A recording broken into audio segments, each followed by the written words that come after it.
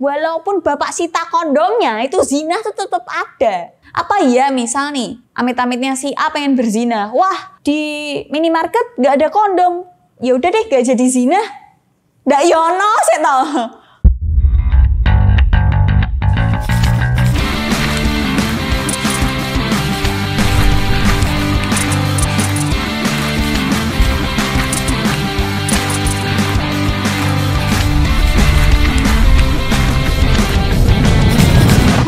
Semuanya, gimana kabar kalian teman-teman? Semoga sehat selalu, semoga baik-baik aja.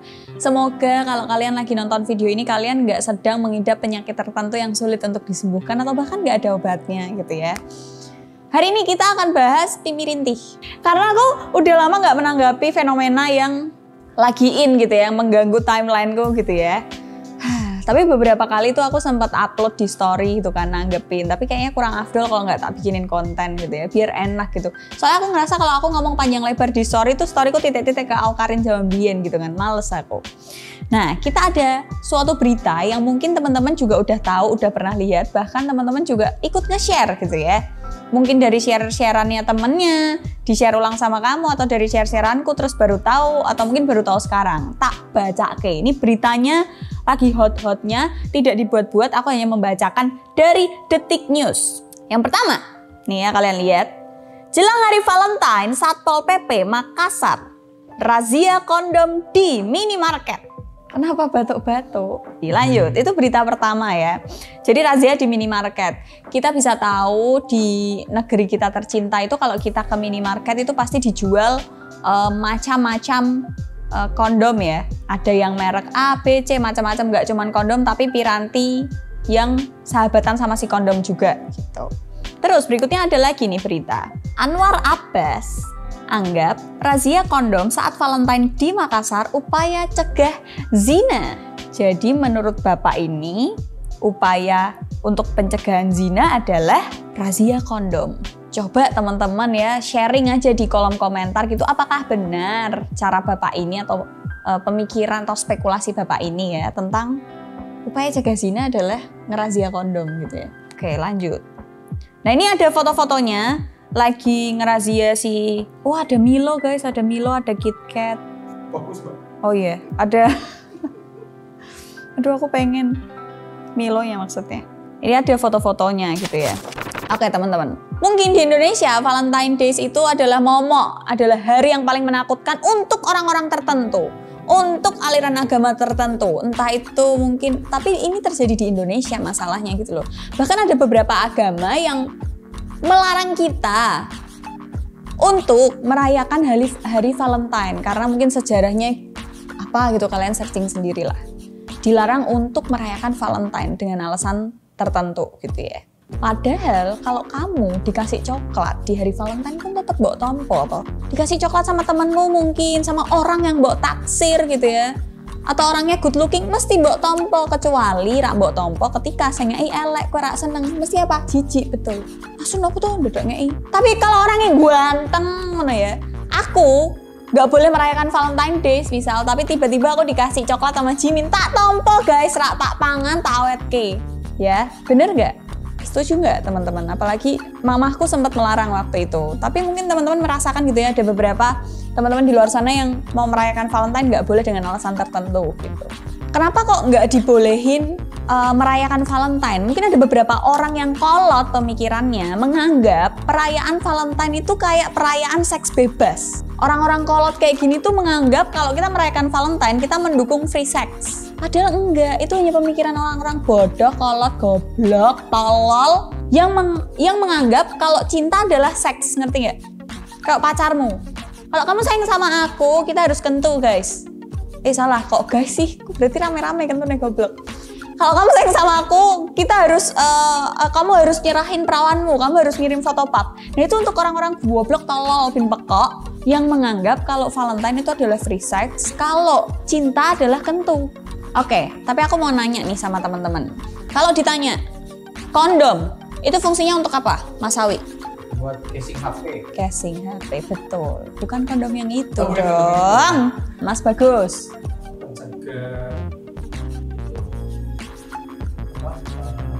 Oke, L. Oke, jadi teman-teman, rata-rata orang kalau ditanya atau pergaulanmu wes, makanya kalau ada temanmu nih, misal nih curhat, bojoku ira emi wes telat, makanya tonggo kondom. Hampir rata-rata semua orang menganggap kondom itu pencegah biar nggak meteng tok. Nggak banyak orang yang tahu kalau kondom itu selain untuk alat kontrasepsi, bahkan nggak banyak orang bisa jawab kalau kondom itu alat kontrasepsi. Orang-orang taunya alat kontrasepsi itu apa? KB, pil KB, suntik, KB yang dimasukin IUD itu loh. Yang gini, nggak banyak orang bisa jawab kalau kondom itu termasuk alat kontrasepsi. Rata-rata orang jawab kondom itu ben rak meteng. Betul, itu jawaban nggak salah, tapi sebenarnya kondom itu punya fungsi lain. Selain untuk mencegah kehamilan sebagai alat kontrasepsi, dia juga untuk mencegah resiko infeksi menular seksual atau penyakit-penyakit kayak gonorea, raja singa, HIV, dan sebagainya. Tapi guys, bapak-bapak yang pintar ini yang tadi kalian lihat di berita mengadakan razia kondom untuk mencegah zina. Ya jangan heran kalau habis itu tiba-tiba lonjakan penyakit menular seksual atau mungkin sampai HIV itu meningkat, Pak. Karena apa? Kalau dua merpati sudah sange gitu ya Pak, sudah pengen, sudah hasrat untuk berhubungan badannya sudah tinggi gitu ya, sudah wes ngaceng, wes teles dan sebagainya, itu nggak bisa ditahan Pak. Walaupun bapak sita kondomnya, itu zina tuh tetap ada. Apa ya misal nih, amit-amitnya si A pengen berzina, wah di minimarket nggak ada kondom, ya udah deh nggak jadi zina. Nggak yono saya tahu. Hal yang lucu tuh itu loh, contoh lagi. Wah, aku ngacengnya nggak bisa lama. Oke deh, kita pakai tisu magic. Pergi nih ke minimarket. Wah, nggak ada tisu magic di sana. Ya udah deh, aku nggak jadi ngaceng. Kan nggak mungkin.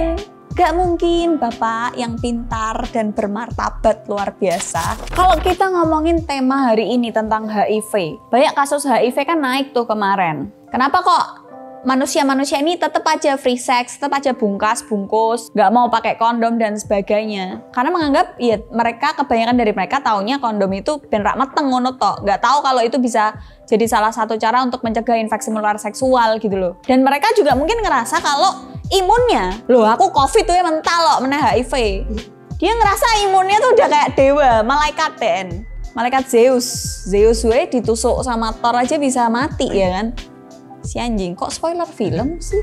Terus setelah penggerebekan kondom ini, masa kayak kondom kira ngopo-ngopo loh tapi digerebek. Habis itu ada Pimirintih juga yang bagi-bagi kondom. Kita lihat beritanya. Ini aku lihat di USS Feeds. Pemkot Bekasi bagikan 16.560 kondom gratis untuk cegah HIV. Kepala Dinas Kesehatan Kota kondom, Kepala Dinas, Kepala Dinas Kesehatan Kota Bekasi, Tanti Rohilawati menjelaskan bahwa ribuan kondom ini akan dibagikan di rumah sakit yang merawat pasien HIV. Kondom ini juga akan diperuntukkan untuk pelayanan perawatan dukungan pengobatan HIV. Menurut dia, kontrasepsi tersebut akan dibagikan terutama kepada pasangan HIV yang berselisih. Jadi satunya positif, satunya enggak. Pemkot Bekasi mendeteksi sebanyak 554 warga yang baru positif HIV di Kota Bekasi, Jawa Barat. Jumlah ini dihitung dari Januari hingga Agustus 2022. Itu berita terkini di Bekasi. Coba kita pikir bareng-bareng ya teman-teman. Dulu sudah pernah ada razia kondom, kondomnya diambil kan sama Pirimintih. Diambil, terus sekarang tiba-tiba ada yang bagiin kondom. Itu sama halnya kayak nggak jadi, kita pro pemerintah kok. Aku nggak bilang cara pemerintah ini salah ya, tapi bagi-bagi kondom kalau dari pemerintah itu bagus. Cuman agak kepikiran aja, habis dirazia, disita, terus dibagikan lagi. Oh mungkin ada anggaran dana dari pajak yang kalian bayarkan untuk beli kondom ini untuk dibagikan. Bukan dari itu loh, bukan dari barang sitaan loh, bukan kan ya? Gak mungkin lah pemerintah kayak gitu. Pemerintah kita kan hebat. Saya tau, ikiku tuh ubun-ubunku tuh merinding kayak. Terus gimana cara untuk mencegah pelonjakan banyaknya orang-orang yang kena penyakit menular seksual dan HIV gitu ya? Kalau kalian tanya aku, cuman 2. Pertama, edukasi tentang seks sedini mungkin di semua kalangan yang membutuhkan. Kedua, edukasi juga tindakan preventif atau tindakan pencegahan. Salah satunya penggunaan kondom. Jadi masyarakat juga harus tahu kalau kondom itu juga bisa untuk untuk mencegah penyakit menular seksual dan juga sebagai alat kontrasepsi. Bukan kalau ditanya, kalau di luaran kan seringnya aduh bojoku telat mens gitu, makanya tonggo kondom ben rak meteng. Jadi jawabannya bukan cuma itu doang ya. Jadi semoga PNS-PNS yang sering pulang jam 12 siang, jam 2 siang itu bisa dialokasikan untuk sex education gitu ya, penyuluhan-penyuluhan gitu loh. Mungkin oknum-oknum PNS yang sering kayak gitu itu kan mungkin kurang kerjaan gitu ya. Kerjaannya sudah selesai, kerjaannya yang banyak menumpuk dan luar biasa ribet itu tuh udah kelar dengan cepat gitu kan. Jadi mungkin bisa dikasih kerjaan tambahan gitu. Teman-teman, kenapa pemuda-pemuda di luar sana, bahkan yang wes tuwek-tuwek bareng gitu ya, bapak-bapak atau ibu-ibu, kenapa kok masih berani untuk free sex, bahkan nggak pakai kondom? Bahkan ada beberapa pemuda yang bisa dengan bangganya gitu ya, aku 13 tahun, dari umur 13 tahun nge-sex, nggak ada tuh kena-kena. Ada, aku kenal dulu orangnya. Karena apa? Pertama, dia belum pernah mengalami sendiri, amit-amit jauh ya Allah. Dia belum pernah mengalami sendiri kena penyakit. Wah, berarti Mbak Adel sudah, alhamdulillah saya tidak kena guys. Amit-amit ojo sampai gitu ya. Kenapa pemuda-pemuda ini bisa dengan PD ngono ya? Aku ki lho nyewa PK, nyewa lonte, rono rene, sing rego spek bidadari sampai spek gatel gitu wes tahu ya ora kena penyakit biasa we, merasa ini apa imunnya tuh kayak dewa ngono kan. Pertama, karena dia nggak pernah mengalami sendiri penyakit menular seksual itu seperti apa. Kedua, dia juga nggak pernah ngelihat teman dekatnya atau mungkin keluarganya atau orang yang dekat sama dia kena penyakit menular seksual. Sakitnya kayak apa, keluar nanah, baunya, terus pengobatannya habis berapa dan lain-lain. Mereka ini tuh belum pernah tahu kalau penyakit itu ada. Mereka tuh cuman apa? Cuman tahu dari sosmed. Penyakit menular seksual adalah ini macamnya begini, tandanya begini. Oh, aku ora. Karena mereka bisa pede untuk tetap free sex, untuk tetap ngawur, nge-sexnya bebas gitu ya, tidak bertanggung jawab. Karena mereka nggak pernah tahu penyakit ini tuh kayak gimana sih. Kayak dulu yang orang-orang nggak percaya COVID gitu ya, nggak akan pernah percaya COVID karena mereka nggak pernah ngalamin kena COVID. Keluarganya juga nggak pernah ada yang kena gitu. Sama halnya kayak ini, karena di lingkungannya dia nggak pernah lihat orang HIV itu kayak gimana, orang kena infeksi menular seksual itu seperti apa, nggak enaknya kayak apa, kencing nanah itu kayak gimana. Mereka nggak pernah tahu. Dan mungkin PK-PK yang mereka pakai udah kena penyakit ini tapi nggak ngomong. Jadi mereka nggak tahu, tiba-tiba udah ketularan aja. Terus kalau udah apa? Ngerepoti koncone, ngerepoti sedulure, ngerepoti wong tuwane, bojone. Setelah itu apa? Salah-salahan. Siklusnya nih, siklus kalian nih teman-teman ya. Pacaran, seks bebas yang tidak bertanggung jawab, diputusin, ditinggal, kena penyakit, meteng, dan sebagainya. Habis itu stres, bunuh diri, ngerepoti koncone. Siklus kalian tuh akan seperti itu terus. Kenapa kok HIV peningkat? Orang-orang yang udah tahu aktivitas seksualnya aktif gitu ya, bebas, tidak bertanggung jawab, rak genah, rak karuan gitu kan. Kenapa kok mereka tuh nggak kapok-kapok? Ya karena mereka belum pernah ngalamin langsung, belum pernah lihat langsung.